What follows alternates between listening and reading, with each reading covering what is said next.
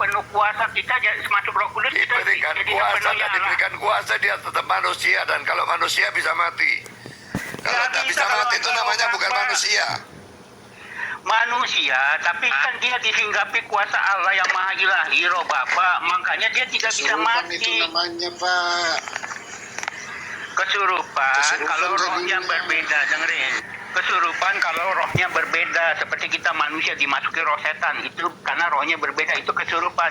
Yesus itu rohnya adalah roh Allah, satu roh, bukan kesurupan. Malam. Gereja pun sering ada yang kesurupan, Pak. Iya, kesurupan benar, rohnya berbeda. Dia Yesus itu sama roh Allah. Beda, kan? Hanya beda tempat aja, Pak. Kalau di gereja bilangnya roh Tuhan. Kalau di luar bukan roh Tuhan. Berarti Tuhan hanya hadir di gereja. Iya, Tuhan makan. sendiri berbicara. Tuhan Kita ke substansi aja lah. Kita ke substansi aja. Jadi menurut kalian di alam semesta ini, di alam semesta ini, ya, bukan bidat. Sebab Tuhan tidak pernah memberi roh ketakutan.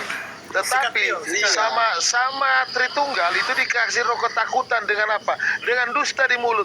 Itu Budi Asali lari karena di dalam dirinya itu apa? Ada roh setan, roh ketakutan. Ya, kami di sini langsung kabur, lihat anak Tuhan kabur, anak setan. Anak setan mana bisa berdaya pada anak Tuhan? Bisa kalian lihat siapa anak setan, siapa anak Tuhan? Budi Asali anak setan lari. Gimana sih? Kok kabur, Bang Bil? Ya makanya anak setan bagaimana bisa lihat anak Tuhan? Lari semua anak setan. Dua lari. Tadi anak Tuhan atau anak setan yang lari? Nah, kan? Sudah baru kesebut. Oh, masih di atas. Masih di atas. Oh, jadi iya. menurut Kira logika di alam semesta ini ada berapa macam roh? Diskusi sama Billy, otak kita harus dikosretkan dulu baru masuk nyambung sama Billy. Oke, sekarang saya tanya, roh Allah dengan roh Kristus itu berbeda. Ada berapa macam roh di alam semesta ini? Siapa yang bilang berbeda? Nggak ada yang bilang sama. berbeda.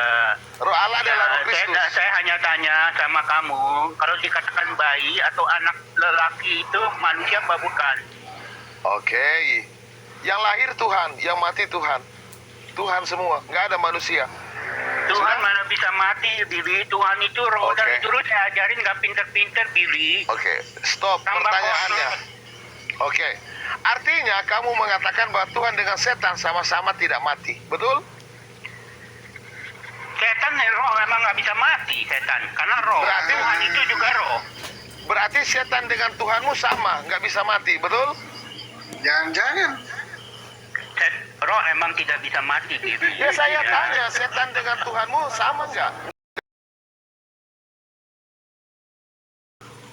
Kalau dalam kitab, sekali dalam kitab 1 Korintus 11 ayat 26, kita memberitakan kematian Tuhan. Tuhan mati, Tuhan bangkit. Tuhan itu gelar kematian Tuhan sama seperti presiden Soeharto meninggal. Bukan presidennya meninggal, Soehartonya. Kamu membedakan Tuhan itu gelar aja kagak ngerti. Tuhan itu gelar seperti mempunyai darah daging manusia, itu seperti kepemilikan sama seperti tali kasut, tubuh Tuhan, tubuh jubah Tuhan, itu Tuhan kepemilikan. Tuhannya adalah roh, tidak bisa mati. Ketika dia menjadi manusia, manusianya tetap gelarnya Tuhan karena asalnya Tuhan, sama seperti raja jadi rakyat miskin, gelarnya tetap raja tapi posisinya rakyat miskin. Berarti aja kamu nggak pinter-pinter, Billy. Jadi para nabi bisa nggak kita sebut Tuhan? Para nabi disebut Tuhan atau Allah kecil ada memang. Musa disebut Allah kecil karena dia diberikan kuasa waktu menghadapi Firaun. Allah kecil bedain dengan Allah sejati, Billy. Logika bisa. Jadi saya tanya dulu. Belum selesai loh pertanyaan saya. Belum dikelar, belum selesai. Kalau diskusi dengan orang koslet, anak bayi laki-laki, anak laki-laki itu manusia apa bukan? Silakan jawab. Sekarang saya sudah bilang manusia Tuhan. Kok ditanya lagi? Aduh, Tuhan mana ada bayi, Billy? Oh ya sudah. Ada anak laki-laki. Sudah. Billy, kamu tanya orang yang normal, tanya namanya tukang gado-gado. Oke.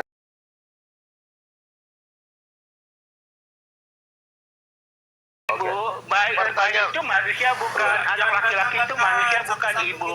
Tanya orang yang waras, tanya Billy. Orang yang waras otaknya. Logika, bisa nggak kamu itu jangan seperti di pasar, punya pendidikan, ya punya etika. Bukan, saya malu Ya, kalau sama orang nggak waras. pelan-pelan. Saya diskusi sama orang nggak waras. Oke. Saya takut jadi nggak waras. Jadi Oke, kompres sekarang, juga. sekarang saya ikutin kamu manusia. Berarti sepenuhnya Tuhan, sepenuhnya manusia, betul? Siapa yang bilang sepenuhnya Tuhan sepenuhnya manusia? Saya lagi ributin sama Budi Asali. Oh, berarti Tuhan Yesus itu manusia semua. Keseluruhannya manusia, betul? Apanya yang Yesus Allah di situ? adalah Apanya yang Allah sama dia? pribadinya pribadi Allah. Makanya saya diskusin sama Oke. Budi Asali. Kamu Oke. masuk, bikin rusak Oke. semua. Pribadinya pribadi Allah. Allah adalah roh, kemanusiaannya seperti kita. Betul? Jadi ada dua sisi yang berbeda ini. Manusianya seperti kita, Allah itu adalah roh. Kepribadiannya berdasarkan roh itu masuk ke dalam tubuh. Betul? Billy, inkarnasi aja kamu nggak ngerti. N1 aja nggak ngerti. Sabar. Sepenuhnya manusia, Gimana kamu sepenuhnya bisa Allah. pahami? Sabar bro. Kamu jawab aja pertanyaanku. Pribadinya adalah Allah, artinya Allah adalah roh, roh yang masuk ke dalam tubuh manusia, betul? Ya, Nah, Sudah kau bilang jangan-jangan kesurupan. berarti dia seperti setan yang masuk ke tubuh Saul, sehingga Saul Nah. kesurupan, betul? Kesurupan. inkarnasi artinya tahu gak, Billy? Saya nggak tanya inkarnasi, yang saya tanya. Inkarnasi tahu gak artinya? Saya tidak tanya inkarnasi, Pak. Sabar, Pak. Pelan-pelan. Anda setuju nggak bahwa dia kerasukan Tuhan, roh Tuhan? Bagaimana kerasukan, kejadiannya sama seperti Adam. Makanya belajar, Billy. Jangan belajar sama yang nggak ngerti apa-apa. Saya nggak mau terlalu banyak retorika. Saya jelasin kejadian Yesus itu waktu inkarnasi jadi manusia sama seperti Adam. Kejadian 1 ayat 26, Adam diciptakan tubuh rohnya dulu. Kejadian 2 ayat 7 baru tubuh rohnya dihembuskan masuk ke dalam tubuh daging. Itulah menjadi hak hidup. Sama Yesus karena dia adalah tubuh roh, Salem Demut, ya, dia menciptakan daging melalui Maria, darah daging-daging, Ibrani 10 ayat 5 dan 6, Allah menyediakan tubuh baik. Nah, daging yang sudah janin itu, Yohanes 1 ayat 14 itu masuk, Sang Firman yang ada tubuh roh masuk ke dalam daging. Makanya jadi hidup sama seperti Adam. Oke. Jadi manusia Itulah sepenuhnya. inkarnasi. Oke, sudah. Jadi sepenuhnya manusia tentunya seperti kita mempunyai roh insani, betul? Dia kan manusia. Siapa yang bilang punya roh insani? Oh, kalau dia tidak punya roh insani, artinya dia adalah Tuhan yang berpura-pura menjadi manusia. Kau yang jatuh ke doketisme, bro. Billy, kamu Kalau nggak ngerti lagi sepenuhnya arti manusia, kenosis. diam Kamu nggak ngerti dulu. lagi arti kenosis Diam yang dulu. sedang saya ributkan Diam dengan dulu. Budi Asali. Kalian itu di mata saya dua-dua dungu, oke? Jadi nggak usah kau Lu jadikan yang parameter ada si lihat, Budi Asali. Billy, lu cuman gede coar Sabar. doang, gede congor Sabar. doang, Billy. Nggak ada ilmunya, Billy. Iya, sudah jangan teriak-teriak begitu, nggak ada ilmu, apa semua nggak ada. Cuman nggak gede ada coar, esensi. congornya doang, kuar-kuar begitu, nggak ada Sudah ilmunya. diam, Billy, nggak ada lu. esensinya kau bicara. Sabar. Kamu bilang kalau Dulu dia aja adalah Samuel Sian Diam aja sampai dulu. keong nggak bisa ngomong sama saya, Sudah, ngadepin sudah. saya. Apalagi Iya. temen lu, Kalau Billy. berdiskusi sudah Pak diam, Logika, Pak. saling Aduh. saling menghargai lah Pak Logika. Satu-satu lah. Satu-satu lah. Iya, dia nyerang dulu. Kasih Saya orangnya kesempatan kalau diserang, berbicara. saya akan balik menyerang. Kalau dia Iya. nggak nyerang, saya nggak nyerang. Ya, Itu aja sekarang saya begini, prinsipnya. fokus. Sampai mana nih satu-satu Fokus. makanya. Fokus ya.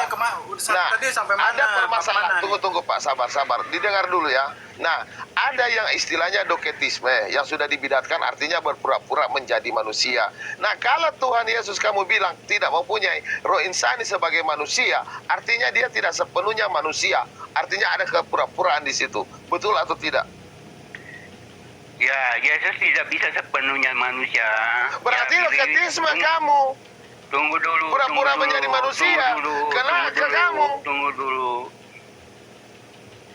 Tunggu dulu, Billy. Kamu di sini nggak bisa main kick orang sembarangan seperti di Komal kamu, ya. Kamu orang ngomong dikit main kick aja. nggak bisa di sini.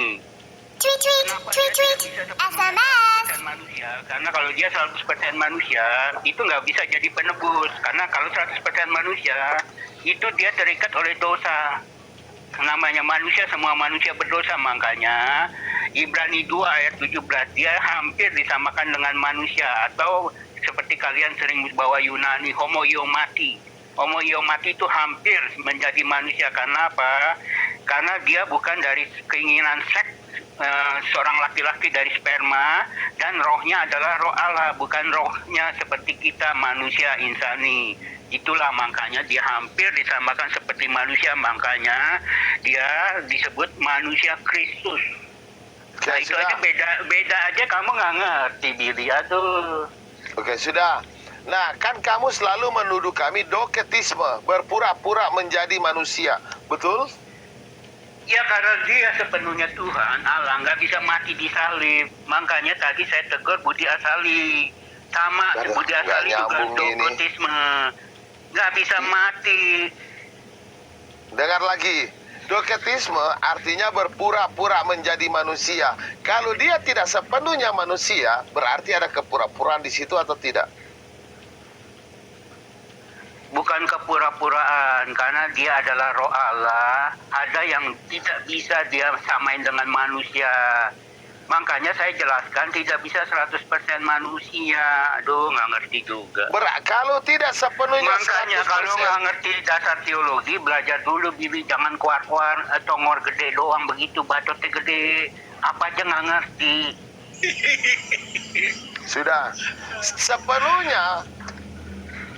Sepenuhnya bukan manusia, berarti di situ ada kepura-puraan menjadi manusia, setuju? Kok kepura-puraan? Dia menderita, artinya semua ada merasakan. Aduh, dijelasin. Kalau sepenuhnya manusia dengan manusia itu sama atau tidak? Tidak sepenuhnya manusia dengan manusia itu sama atau beda? Saya sudah jelaskan, saya ulang ya. Dia nggak bisa 100%. Kalau 100% sama seperti kita, dengerin, kalau 100% seperti kita, artinya dia semua manusia kena dosa. Dia berdosa, tidak bisa jadi betul, penebus. saya nggak peduli, saya nggak pertanyakan itu. Nah, kalau dia tidak, makanya dia tidak bisa sepenuhnya 100% seperti manusia. Karena artinya ada kepura-puraan di situ atau tidak? Ada kepura-puraan. Dia menderita mati disalib seperti manusia. Saya kan, iya, seperti manusia berarti bukan manusia. Tidak sepenuhnya manusia berarti dia bukan manusia yang seutuhnya. Makanya dia disebut manusia Kristus. Berarti beda dengan kita kamu. Manusia. Aduh, doketisme. Kalau doketisme itu kayak kamu ya. Yohanes 2 ayat 1, 2 Yohanes 1 ayat 7, yang lahir itu bukan manusia, daging. Jadi kalau orang pikirannya waras, yang lahir itu daging yang berkhotbah, jalan-jalan, yang makan, yang tidur, yang melakukan mujizat, itu daging. Itu orang nggak waras. Oke. Mana ada daging jalan-jalan? Oke, sudah? Susah kalau ngadepin orang sakit jiwa begini nih. Oke. Daging itu membuat orang yang waras itu jadi sakit jiwa, seperti kamu itu jadi sakit jiwa, pikirannya dirusak iblis. Jadi orangnya pikirannya nggak normal, bukan seperti manusia normal biasanya, nggak normal. Doketisme. Sudah. Assalamualaikum. Sebentar. Ini kayaknya nggak sehat nih kalau untuk diterusin ya. Kalau mau berdebat, saya cinta ilmu loh ya. Saya cinta ilmu, tapi nggak cinta sama ad hominem. Iya, salam deh Bang Valen, malas saya udah. Nggak nyambung dari tadi.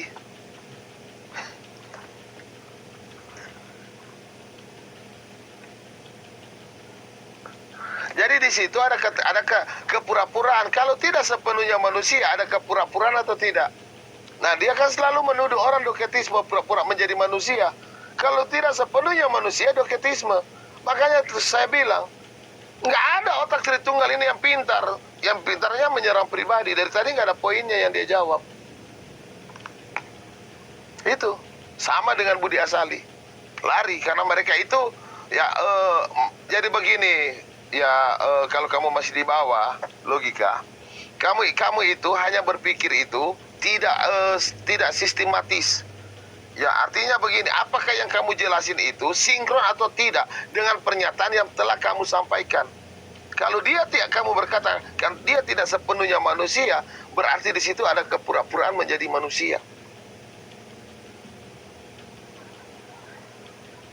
Nah makanya ya, coba kalau bicara itu yang pintar, lari semua mereka karena mereka tahu mereka itu IQ jongkok semua.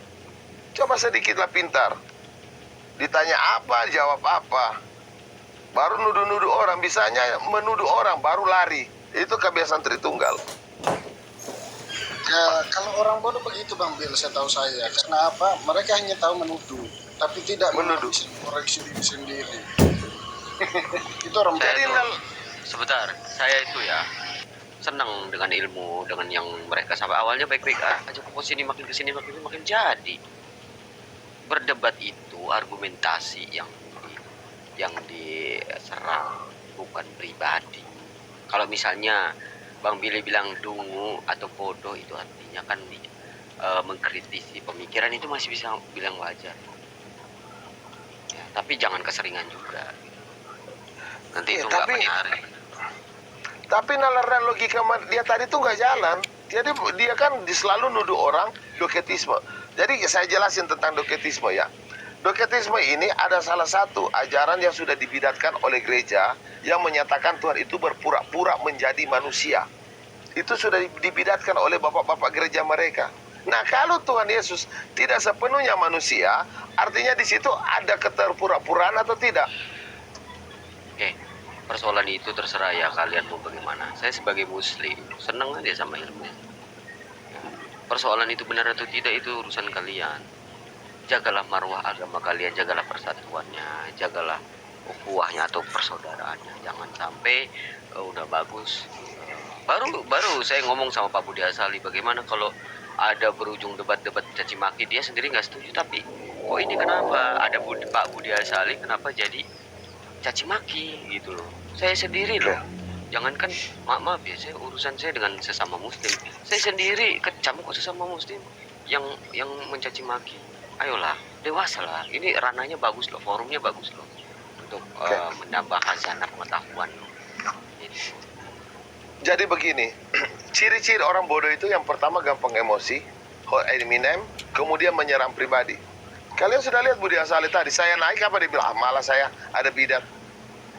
Hanya begitu kemampuannya, malah saya hanya ada bidat. Karena dia pernah aku hajar. Nggak jalan logika dan nalar dia. Makanya saya berani katakan bahwa tidak ada satu Tritunggal pun di TikTok ini yang pintar. Nggak ada. Mati kutuk semua sama Jesus only. Orang-orang JO semua. Bang Umar naikin tuh yang mau naik tuh. Nggak ada yang pintar. Setelah ditanya bertentangan apa yang mereka prinsipkan. Jadi kalau menjelaskan tentang Tritunggal,